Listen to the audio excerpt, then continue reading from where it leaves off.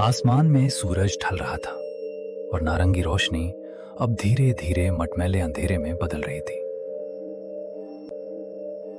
एक पुरानी जीप हिचकोले खाते हुए आगे बढ़ रही थी।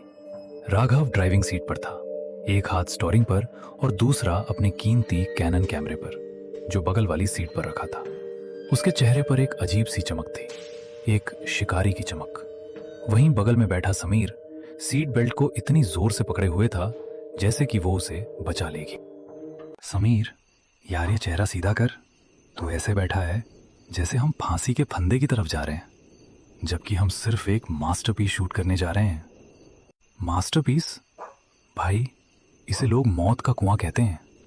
तूने सुना नहीं गांव वालों ने क्या कहा? सूर्यास्त के बाद उस हवेली की ईंटें भी सांस लेने लगती हैं। ईंटें सांस लेती हैं? वाह, यही तो मुझे कैप्चर करना है। सोच, अगर मैंने उस हलचल की एक भी फोटो खींच ली तो इंटरनेशनल फोटोग्राफी अवार्ड मेरी जेब में होगा। और तू बस डरता रहे। डर की बात नहीं है राघव, ये समझदारी है। हम बचपन से दोस्त हैं और तेरी इसी निडरता ने मुझे न जाने कितनी बार मुसीबत में डाला है। याद है वो स्कूल का पुराना स्टोर रूम? 3 दिन तक सस्पेंड हुए थे हम। और ये भी याद कर कि उस स्टोर रूम में हमें वो पुरानी फुटबॉल मिली थी जिससे हमने पूरा साल खेला। देख समीर, तू हमेशा से फट्टू रहा है, पर तू मेरा लकी चार्म भी है। तेरे बिना मेरी एडवेंचर ट्रिप अधूरी रहती है। दोनों की दोस्ती स्कूल के दिनों से थी। राघव हमेशा से साहसी था, जिसे खतरों से खेलने में मजा आता था, जबकि समीर एक सीधा साधा लड़का था जो किताबों और सुकून वाली जिंदगी को पसंद करता था। इस सफर पर आने की वजह भी राघव की जिद ही थी। राघव को एक नामी मैगजीन के लिए भारत की सबसे डरावनी जगह विषय पर फोटो सीरीज तैयार करनी थी। उसने समीर को यह कहकर मनाया था कि शहर की भीड़भाड़ से दूर एक छोटा सा रोड ट्रिप हो जाएगा। लेकिन समीर को क्या पता था कि राघव उसे शहर की सबसे बदनाम और शापित हवेली के गेट पर ले आएगा। गाड़ी के टायर सूखी पत्तियों और टहनियों को कुचलते हुए आगे बढ़ रहे थे।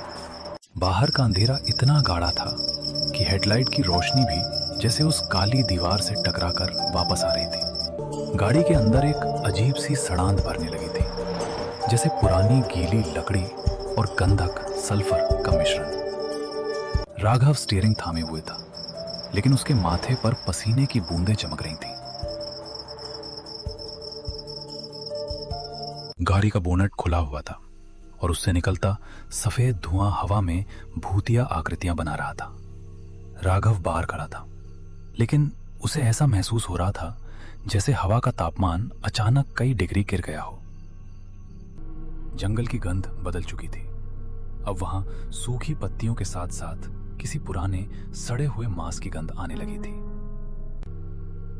समीर, बाहर आ यार, अकेले बोनट नहीं संभल रहा। टॉर्च पकड़, मुझे वायर चेक करने हैं। भाई, मैं अंदर से टॉर्च दिखा रहा हूं ना।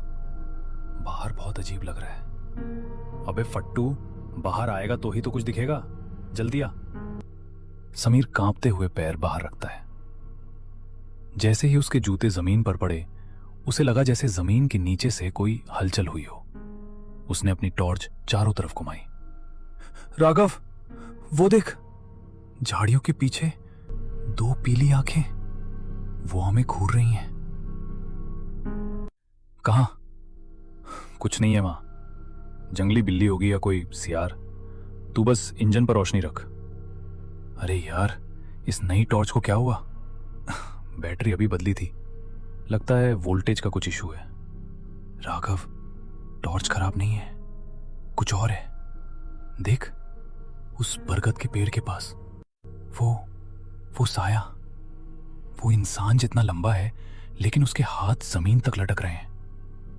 तू पागल हो जाएगा समीर, वो पेड़ की परछाई है।